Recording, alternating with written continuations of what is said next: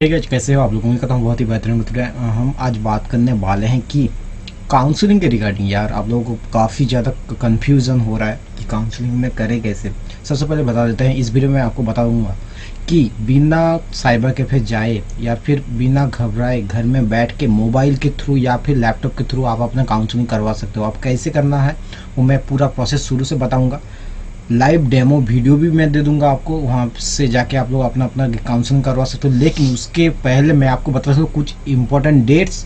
और ऐसे तो बहुत बड़ा WBJE ने बहुत बड़ा ही पेज निकाला है अपना जो काउंसलिंग के रिगार्डिंग, लेकिन कुछ ऐसे पॉइंट है जिसे आप लोगों को इग्नोर करना है। और जिस पॉइंट को, ऐसे तो किसी भी पॉइंट को इग्नोर नहीं करना चाहिए। अगर आप लोगों का फिर भी अगर आप टाइम बहुत ज़्यादा शॉर्ट है, बहुत ज़्यादा कंफ्यूज हो, तो ऐसे कुछ पॉइंट मैं यहाँ इस वीडियो में डिस्क्राइब करूँगा, जिससे आप लोगों को उसे हमेशा के लिए याद रखना है या फिर हमेशा के लिए जहन में डाल देना है। उससे भूलना मत। एक चीज़ को याद रखना कि चाहे ये, और सबसे बड़ी बात, रूल्स और गाइडलाइंस को अगर भूल भी जाओ तो एक दफ़ा जो इसका जो डेट्स है, डेट्स को कभी मत भूलना। डेट्स को ऐसा हो सकता है अपनी नोटपैड में लिख कर अपने जहाँ आप सोते हो उसके सर के ऊपर रख लो। सबसे बेहतर यही तो होगा। मैं मेरे suggestion, according to my suggestion, तो यही बेहतर है। मतलब होता क्या है कि काउंसलिंग इतना टेंशन की वजह से वो लोग भूल ही जाते हैं। तो हम अगर ना भूलना हो तो एक तरीका आप अपना सकते हो। अब बात करते हैं कि काउंसलिंग का जो भी पॉइंट है, सबसे पहले तो कि डेट आ जाता है। हो सकता है आप लोग वीडियो को पॉज करके देख सकते हो या फिर ऐसे ले लो कि जो भी डेट्स है उसके हिसाब से आपको डेट्स हमेशा इस पूरा महीना या फिर नेक्स्ट मंथ 15 तक जो भी आप लोग को इस डेट में, बाकी सब हर चीज़ को हटा के इस डेट को जहन में डाल देना है। अब आते हैं काउंसलिंग के रिगार्डिंग। काउंसलिंग के रिगार्डिंग में हम आपको एक बात बताना चाहते हैं कि काउंसलिंग में जो भी कुछ इंपॉर्टेंट रजिस्ट्रेशन या फिर जो भी काउंसलिंग चॉइस फिलिंग, हर एक स्टेप में अच्छे तरीके से बताऊंगा। लेकिन जो स्टेप ना बता अभी के लिए, जो आपको सिर्फ दिमाग में रखना है वो कुछ ऐसा है कि जो भी जब रजिस्ट्रेशन करते वक्त सबसे पहले नंबर 1 पे आते हैं कि रजिस्ट्रेशन करते वक्त एक चीज़ आपको ध्यान में रखना है। जो भी आप लोग फील कर रहे हो ना, मतलब चाहे आपका पेरेंट्स का नेम या फिर खुद का नेम, खुद का डिटेल्स डाल रहे हो, वो जेन्यून तरीके से हो। मतलब कहीं भी अगर ऐसा लगे कि आप लोग फ्रॉड कर रहे हो तब बहुत महंगा पड़ सकता है आप लोगों के लिए। एंड अगर बात करें कि चॉइस फिलिंग के बारे में, बहुत ही शॉर्ट में मैं बताऊंगा, जिसे ना बता मतलब जो एक्चुअली आप लोगों को दरकार। यहाँ पे बहुत सारा मतलब बहुत ही ज़्यादा डिटेल्स में बताया गया है लेकिन उतना डिटेल्स आपको ना जाए। मतलब आप लोग सीधे इतना समझ लो कि जो भी डालना है हमको ईमानदारी से डालना है, बस इतना ही काफ़ी है। अगर चॉइस फिलिंग की बात करूँ तो चॉइस फिलिंग आप लोगों को करना है कि ऐसा, मैं एक हिंट देता, अगर आप लोगों को इसमें और भी डिटेल्स चाहिए तो चॉइस फिलिंग में ही एक पूरा 10 मिनट का आप लोगों को मतलब पूरा सब अच्छे तरीके से समझाने के लिए चॉइस फिलिंग के ऊपर ही 10 मिनट का वीडियो बनाना होगा। अगर आप लोग चाहते हो तो कमेंट करके बताना, मैं बना दूंगा। एंड अगर चॉइस फिलिंग करना कैसे है वो तो मैं लाइव वीडियो में दूँगा। सबसे पहले तो आप एक ही चीज़ समझ लो कि आपको जिसमें सबसे जो बेहतर है ना, अगर आप लोग CSE, IT, ECE, सी या फिर कुछ भी चाहिए, उसे सबसे बेहतर जो भी सबसे पहला कॉलेज, मान लो कि सबसे पहला JU, लेकिन आप लोगों का रैंक उतना अच्छा नहीं है। अबे रैंक कुछ भी हो, अगर आपको ऐसा लग रहा है कि मुझे JU चाहिए जो बेहतर है, सबसे पहले उसे रखना। एंड जो सबसे पहले आपको चाहिए, सबसे पहले चाहे रैंक आपका कुछ भी हो, उससे सबसे पहले रखना है। अगर आपको ऐसा लग रहा है इस रैंक में मुझे नहीं मिल सकता, फिर भी उसे रखो पहले, बाद में बाकियों का जिसे जो नहीं चाहिए उसे बाद में रखो। एंड जितना ज़्यादा हो सके उतना ज़्यादा ही चॉइस फिल करो। मतलब मैं तो ये कहूँगा जितना कॉलेज है सब में फिल कर दो, अगर आपको चाहिए किसी भी कॉलेज में या सीट तो।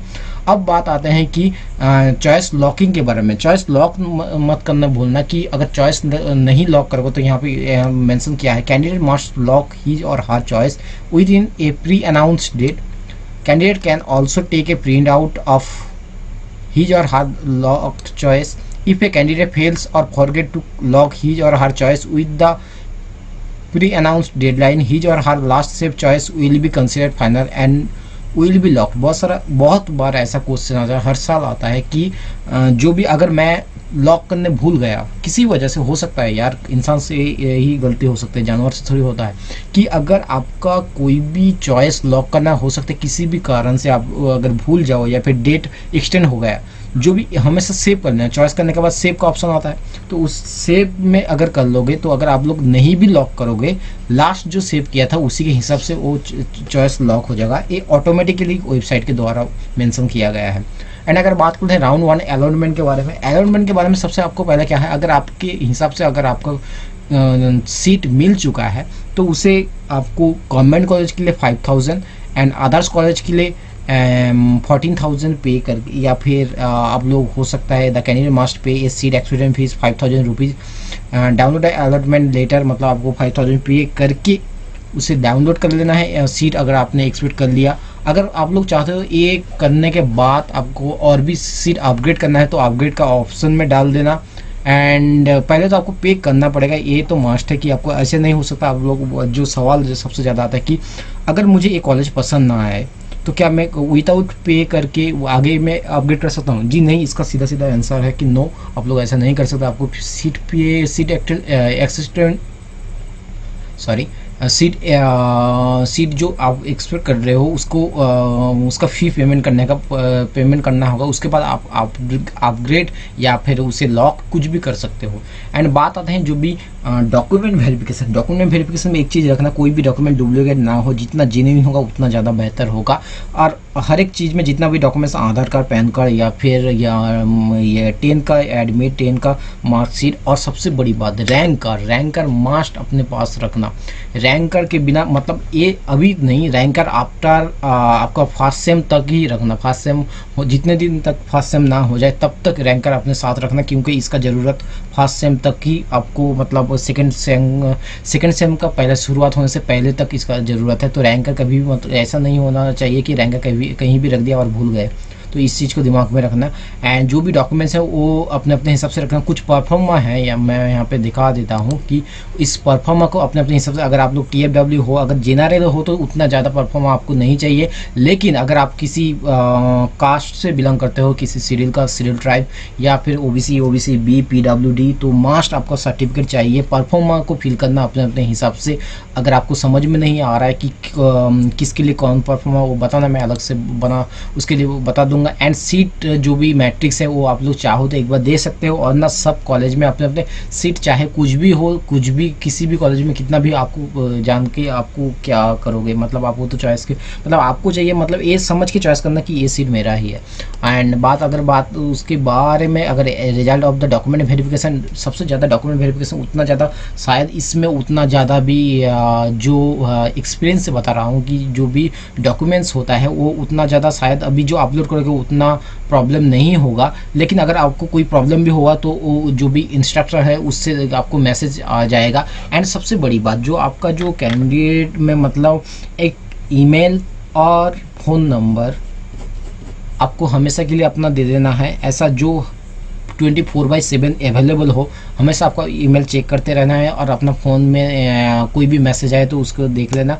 चॉइस फिल करने के बाद अगर आपका डॉक्यूमेंट सक्सेसफुली वेरीफाइड हो चुका है तो आपको उसके लिए भी मैसेज दिया जाएगा, या फिर नहीं हो चुका है उसके लिए मैसेज दिया, तो इसके लिए कोई टेंशन लेने वाली बात नहीं है। सेकेंड राउंड में भी सेम उसी तरह होगा, प्रोसेस फॉलो किया जाएगा। अब आते हैं मॉपअप राउंड में। मॉपअप राउंड में कुछ, अगर आप लोगों को फर्स्ट एंड सेकेंड राउंड में कोई भी सीट ना मिला तब आप जाके आपको मॉपअप राउंड में जाके पार्टिसिपेट कर सकते हो, या फिर अगर आपको फर्स्ट या सेकेंड इसमें कोई भी मिल गया फिर उसके बाद भी अगर चाहते हो तो कि मुझे ये सब सही से नहीं मिला तो आप लोग जा सकते हो। एंड उसके बाद अगर जो भी मॉपअप राउंड का प्रोसेस है मैं आगे चल के बताऊँगा, इसमें बहुत ज़्यादा मैं डिटेल्स में नहीं बताऊँगा, नहीं तो खिचड़ी पक जाएगी। हो सकता है आप लोग इसे भूल जाओ, कि हो सकता है यार होगा ही, क्योंकि मतलब काउंसलिंग के वक्त काफ़ी ज़्यादा टेंशन हो सकता है। मैं फील कर सकता हूँ उसे, मतलब बहुत ज़्यादा दिक्कत होती है इस काउंसलिंग के टाइम में। मतलब एक आसान सी चीज़, एक अगर 2+2 कितना हो, अगर उस टाइम में आपको पूछा जाए फिर भी आप ना कह पाओ, ऐसा भी हो सकता है। एंड अगर बात करते हैं जो कि general rules for valid through out the counselling, तो आप हेल्प डेस्क में जा सकते हो। ऑटोमेटिक सीट अपग्रेड प्रोसेस भी है। रिफंड, एंड सबसे बड़ी बात आते हैं जो कि रिफंड का जो होता है। एंड रिफंड में आप लोग एक चीज़ होता है, उससे पहले मैं आपको बता देता हूँ कि अगर आप लोग किसी भी चीज़ में कोई भी प्रॉब्लम फेस करते हो, उसके लिए तो मैं 24/7 हूँ। आप लोग कमेंट कर सकते हो या फिर सोशल मीडिया में पिंग कर सकते हो। मैं बहुत सारे लोग अपना अपना कमेंट कर रहे हैं, या फिर कोई भी जो भी दिक्कत हो रही है वो लोग पूछ रहे हैं, तो पूछने में कोई भी झिझकना मत। यहाँ पे हेल्प करने के लिए है मैं बैठा हूँ। एंड अगर आप लोगों को उसके अलावा भी अगर कोई भी दिक्कत हो तो यहाँ पे दिया हुआ नंबर, इसमें जाके आप लोग कॉल कर लेना। उम्मीद करता हूँ वो लोग आपको 24/7 जो भी हेल्प होगा उनसे जो हो पाएगा वो करेंगे, नहीं तो मैं तो हूँ ही। एंड उसके बाद आते हैं सबसे बड़ी बात, जो रिफंड कि ऐसा बहुत सारा हो सकता है। सबसे ज़्यादा मैं तो उम्मीद कर रहा हूँ कि इसी मतलब उम्मीद नहीं, ये लॉजिक ही बता रहा है कि इस साल ये प्रॉब्लम सबसे ज़्यादा होगा कि रिफ़ंड का प्रोसेस इसलिए होगा क्योंकि अभी तक आईआईटी जेई एडवांस या फिर बता सकते हो जो भी आईआईटी जेई मेन का कोई भी रिजल्ट नहीं आया, उसका काउंसलिंग नहीं स्टार्ट हुआ। नॉट ओनली आईआईटी जेई या फिर जेई मेन, इसके अलावा भी जितना सारा मतलब मैक्सिमम ऑफ द एग्ज़ाम का रिजल्ट अभी तक नहीं आया उनका। जो काउंसलिंग वगैरह तो छोड़ो, रिजल्ट अभी तक नहीं आया, तो उसके हिसाब से कुछ एग्ज़ाम अभी तो कंप्लीट ही नहीं हुआ, कमेंट वगैरह तो अभी हुआ ही नहीं।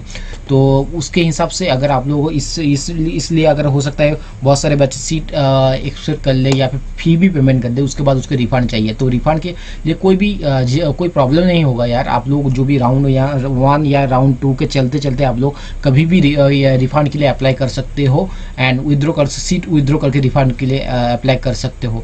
एंड जो भी पीडब्ल्यूडी के बच्चे, सबसे ज़्यादा मैं बताऊंगा पीडब्ल्यूडी SC ST, वो लोग अपना कास्ट सर्टिफिकेट या फिर जो भी सर्टिफिकेट है उनके लिए, मतलब जिससे ये साबित हो कि आप लोग इसके हकदार हैं, उसका जेन्युइन कॉपी बना के रखना। कभी भी मतलब एटलीस्ट काउंसलिंग के वक्त तो लगेगा। अगर उस टाइम ना भी लगे तो जो इसमें होगा, जब कॉलेज में जो इंस्टीट्यूट में जो वेरिफिकेशन, डॉक्यूमेंट वेरिफिकेशन होगा, तब तो मास्क चाहिए। इसके बारे में और एक बात बताऊंगा, जो कि लास्ट ईयर जो प्रॉब्लम हुआ था सबसे ज़्यादा TFW को लेके। TFW में आप लोग, बहुत सारे लोग ऐसे करते हैं जो कि इनकम सर्टिफिकेट होता है, वो तहसीलदार या फिर कोई भी पॉलिटिक्स से बिलोंग करते हैं ऐसे लोगों से वो लोग बनवा लेते हैं। लेकिन फॉर योर काइंड इन्फॉर्मेशन मैं आपको ये क्लियर कर देना चाहता हूँ कि वो ऐसे सर्टिफिकेट कभी आपके वैलिड नहीं होते। आपको A+ कैटेगरी या फिर किसी भी गैजेटेड ऑफिसर से आपको इस सर्टिफिकेट को वैलिडेशन करने में, किसी भी सर्टिफिकेट ये हमेशा रखना जैसे इंस्ट्रक्शन दिया गया हो। अगर आपको नहीं मालूम है तो पूछ लो, किसी से पूछ लो या फिर डॉक्यूमेंट्स पढ़ लो, लेकिन उसके हिसाब से ये करना है। ऐसे मत करना कि फना इंसान ने बताया कि ये एक्सपेक्ट कर लिया जाएगा तो मैं कर लेता हूँ, तो ऐसा कभी भी मत करना, ठीक है ना। तो मैं उम्मीद करता हूँ सारा का सारा डिटेल्स आपको दे चुका हूँ। कोई भी जो डिटेल्स या फिर कोई भी काउंसलिंग के जो भी इम्पोर्टेंट डिटेल्स है वो उम्मीद करता हूँ आप लोगों को मिल चुका होगा। एंड अगर कोई भी प्रॉब्लम हो तो मुझे बताना, एंड मैं कोशिश करूँगा सारा का सारा प्रॉब्लम आप लोगों को सॉल्व करने का। मैं इसमें सारा का सारा प्रॉब्लम का जो भी सॉल्यूशन मैंने दे दिया। अगर इसके अलावा भी कोई भी कुछ छूट गया हो तो कमेंट करके बताना या फिर मैसेज करना, मैं अलग से आपको फिर उसका रिप्लाई दे दूंगा। Thank you so much. आज के लिए लेते हैं अलविदा, अगले वीडियो में फिर से मिलेंगे, तब तक के लिए बाय।